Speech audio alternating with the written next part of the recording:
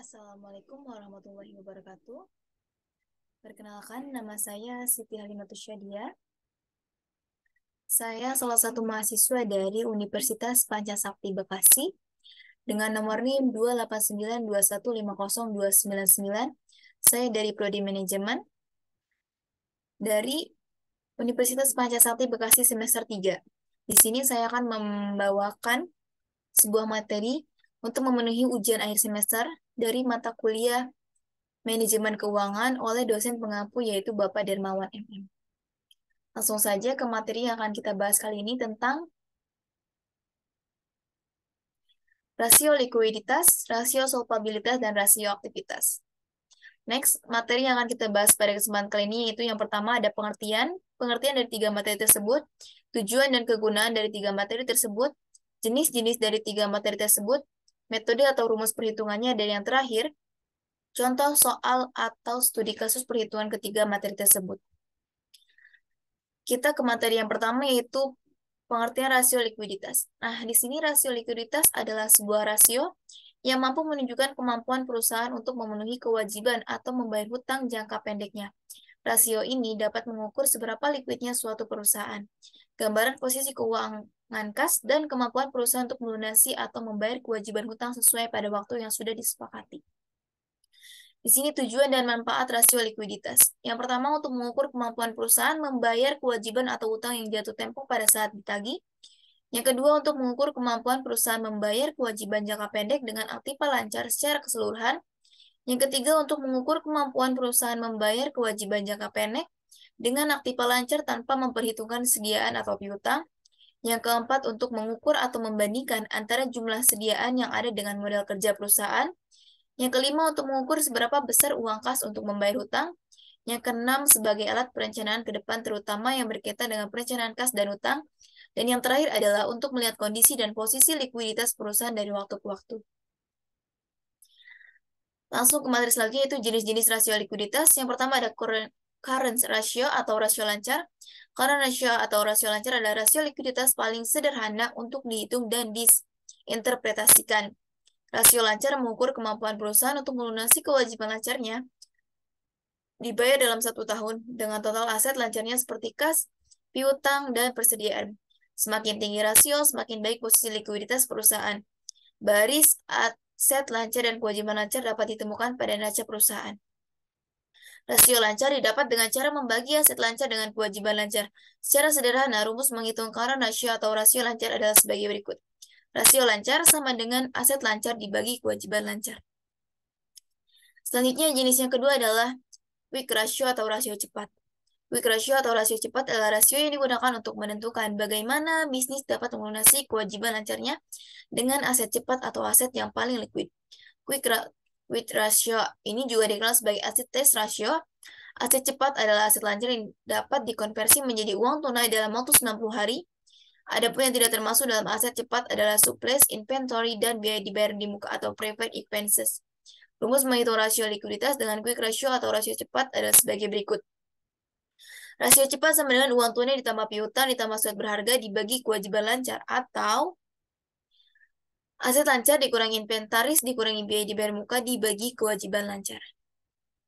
Selanjutnya, jenis yang ketiga adalah cash ratio atau rasio kas. Cash ratio atau rasio kas adalah rasio yang melihat kemampuan perusahaan untuk melunasi kewajiban saat ini dengan uang tunai atau setara kas, yaitu surat berharga, tagihan, treasure, atau lainnya. Rasio kas menguji likuiditas lebih jauh. Rasio ini hanya mempertimbangkan aset perusahaan yang paling liquid, paling tersedia bagi perusahaan untuk membayar kewajiban jangka pendek. Pada jenis ini, rasio likuiditas ini, semua aset lainnya termasuk piutang, inventaris, dan biaya dibayar muka tidak boleh dimasukkan dalam perhitungan. Rumus menghitung rasio likuiditas dengan kas ratio atau rasio kas adalah sebagai berikut. Rasio kas sama dengan uang tunai ditambah surat berharga dibagi kewajiban lancar. Selanjutnya rumus rasio likuiditas. Yang pertama ada current ratio atau rasio lancar. Rumusnya adalah aset lancar dibagi kewajiban lancar. Kedua, quick ratio sama dengan rumusnya adalah uang tunai ditambah piutang ditambah surat berharga dibagi kewajiban lancar. Atau aset lancar dikurangi inventaris dikurangi biaya dibayar muka dibagi kewajiban lancar. Rumus yang ketiga adalah cash ratio adalah uang tunai ditambah surat berharga dibagi kewajiban lancar. Di sini ada contoh kasus rasio likuiditas adalah contoh cara menghitung rasio likuiditas lancar current ratio. Misalkan PTA memiliki aktiva lancar sebesar 10 juta dan kewajiban atau hutang lancar sebesar 5 juta, maka rasio lancar atau current ratio perusahaan adalah sebesar 10 juta dibagi 5 juta dikali 100% sama dengan 2,0. Dari data di atas dapat disimpulkan PTA memiliki rasio likuiditas sebesar 2,0 yang artinya kondisi keuangannya masih stabil. Contoh kasus rasio likuiditas tentang rasio likuiditas cepat. Contoh cara menghitung rasio likuiditas cepat atau quick ratio adalah PTB memiliki aktiva lancar senilai 20 juta, persediaan RP 20 juta, dan kewajiban lancar sebesar 16 juta. Maka cara menghitungnya dengan rumus rasio likuiditas di atas adalah 20 juta dikurangi 12 juta dibagi 16 juta dikali 100% sama dengan 0,5. Dari perhitungan di atas dapat diketahui rasio likuiditas PTB adalah 0,5 yang artinya kondisi keuangan perusahaan sedang tidak sehat. Selanjutnya contoh kasus likuiditas kas. Contoh kasus cara menghitung rasio likuiditas kas adalah PTC memiliki kas sebesar 5 juta. Surat berharga RP 3 juta dan kewajiban lancar sebesar 5 juta. Maka jika dihitung dengan menggunakan rumus rasio likuiditas di atas, hasilnya akan menunjukkan 5 juta ditambah 3 juta dibagi 5 juta dikali 100% yaitu sebesar 1,6. Dengan demikian dapat disimpulkan bahwa PTC mempunyai kondisi keuangan yang sehat dan stabil. Langsung ke materi selanjutnya itu tentang rasio solvabilitas. Di sini ada pengertiannya yaitu suatu rasio yang berfungsi menilai kemampuan perusahaan dalam melunasi semua kewajibannya, baik dalam jangka pendek maupun jangka panjang, dengan jaminan aktiva kekayaan yang dimiliki perusahaan sehingga perusahaan tersebut likuiditas atau ditutup. Dengan demikian, nasabah produk asuransi dalam jangka panjang seperti produk asuransi jiwa ini kemudian dapat menilai perusahaan sebelum memilihnya. Rasio solvabilitas, solvency ratio atau leverage ratio, kemudian membandingkan beban utang perusahaan secara keseluruhan terhadap ekuitas dan aset.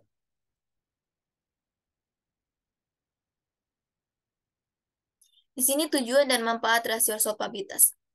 Yang pertama adalah menganalisis posisi perusahaan jika dilihat dari kewajiban utang piutangnya. Yang kedua, berguna dalam mengetahui sejauh mana perusahaan mampu memenuhi hutang-hutang besar tabungannya. Yang ketiga, berguna dalam hal peninjauan keseimbangan nilai aktiva atau aset terhadap modal perusahaan. Yang keempat, berguna dalam kemudahan mengetahui berapa banyak aset perusahaan yang disokong oleh utang. Yang kelima, berguna dalam rangka menganalisis pengaruh hutang terhadap pengelolaan aset. Yang keenam, berguna dalam hal kemudahan untuk mengetahui berapa porsi modal perusahaan yang dijadikan suatu jaminan untuk jangka panjang. Dan yang terakhir, bermanfaat dalam mengetahui jumlah dana pinjaman yang akan segera ditagih atau jatuh tempo terhadap suatu modal perusahaan. Di sini ada jenis-jenis rasio solvabilitas. Yang pertama, debt to equity ratio atau rasio utang terhadap ekuitas. Pada rasio ini akan memaparkan porsi relatif antara utang dan ekuitas yang kemudian digunakan dalam membiayai aset perusahaan.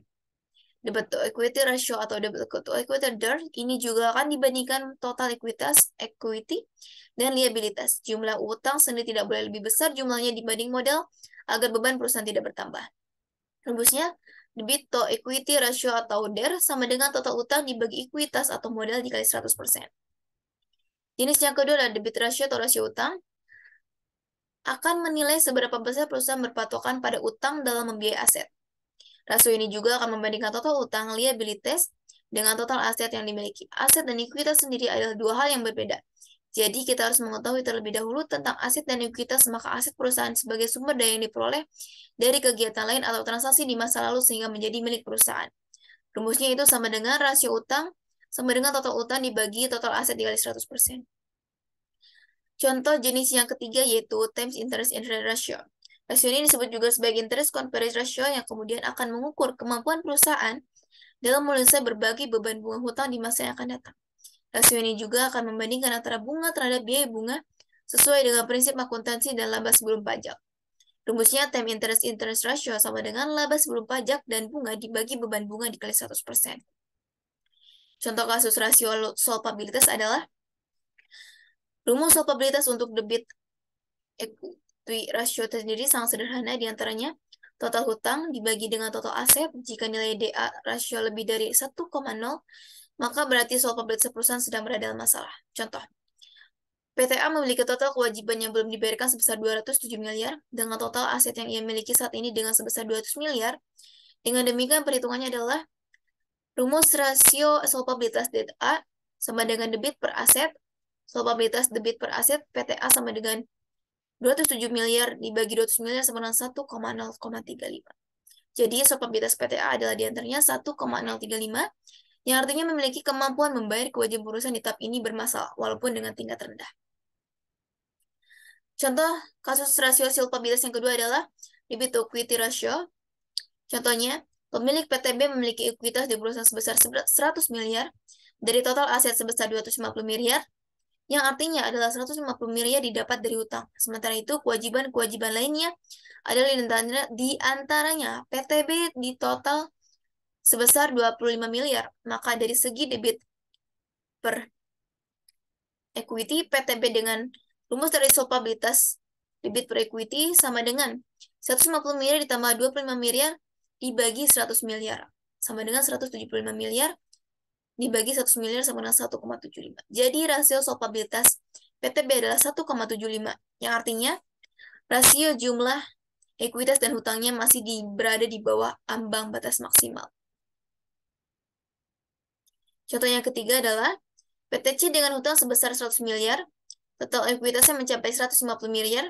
Jika ingin mencari debit per kredit rasio PTC, perhitungannya itu sebesar debit atau debit ditambah equity solvabilitas PTC sama dengan 100 miliar dibagi 100 miliar ditambah 150 miliar sama dengan 100 miliar dibagi 250 miliar sama dengan 0,4.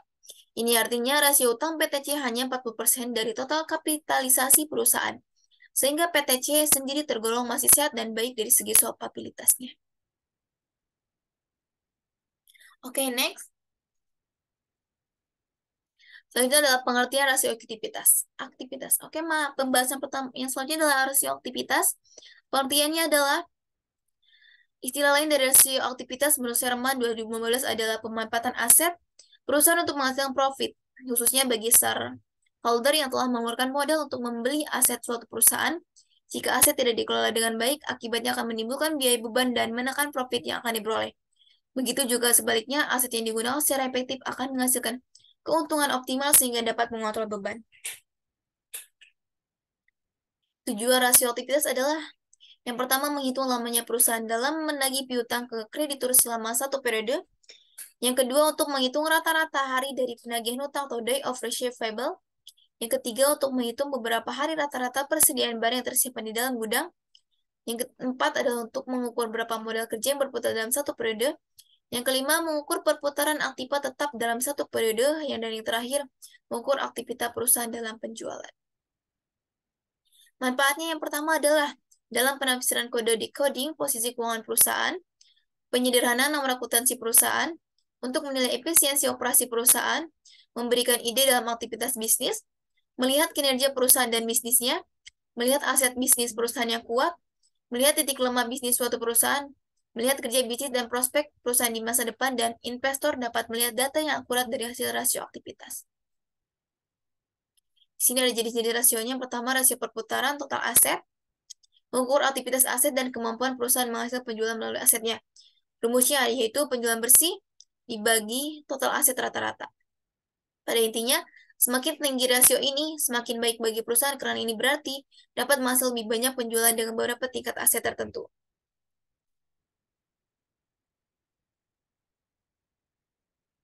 Selanjutnya, rasio perputaran aset lancar. Mirip dengan rasio perputaran persediaan, perbedaannya adalah rasio perputaran aset lancar mengukur kemampuan perusahaan menghasilkan penjualan dari aset lancarnya seperti kas, inventaris, dan piutang. Perputaran aset lancar sama dengan penjualan bersih dibagi aset lancar rata-rata.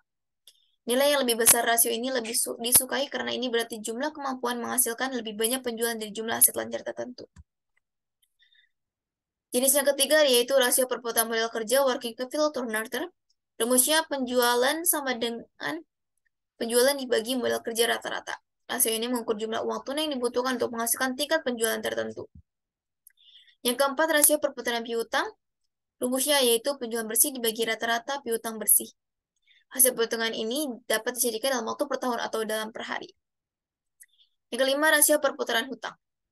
Rumusnya yaitu harga pokok penjualan dibagi utang usaha. Rasio perputaran utang yang lebih tinggi menunjukkan kemampuan perusahaan untuk membayar utangnya kepada kreditor secara sehat dan teratur. Rumus alternatif lainnya yaitu pembelian dibagi rata-rata hutang. Yang keenam, rasio hutang beredar. Rumusnya yaitu hutang usaha dibagi rata-rata biaya penjualan harian. Secara umum, rendahnya nilai rasio ini berarti penggunaan model kerja yang efisien. Yang ketujuh, jenisnya itu rasio perputaran persediaan. Rumusnya itu harga pokok penjualan dibagi persediaan rata-rata. Rasio perputaran persediaan lebih rendah akan menunjukkan bahwa lebih sedikit waktu yang dibutuhkan bagi perusahaan untuk mengubah persediaan menjadi penjualan. Yang kedelapan, rasio perputaran kas. Rumusnya itu penjualan dibagi kas rata-rata dan setara kas. Biasanya nilai rasio yang tinggi ini dianggap lebih baik karena hal ini berarti perusahaan menggunakan kasnya secara efektif dan lebih sering melakukan penyerahan.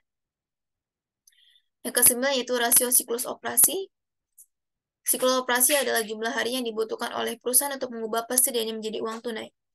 Rumusnya yaitu perputaran piutang dalam hari ditambah perputaran persediaan dalam hari. Yang ke-10 yaitu rasio siklus konversi kas.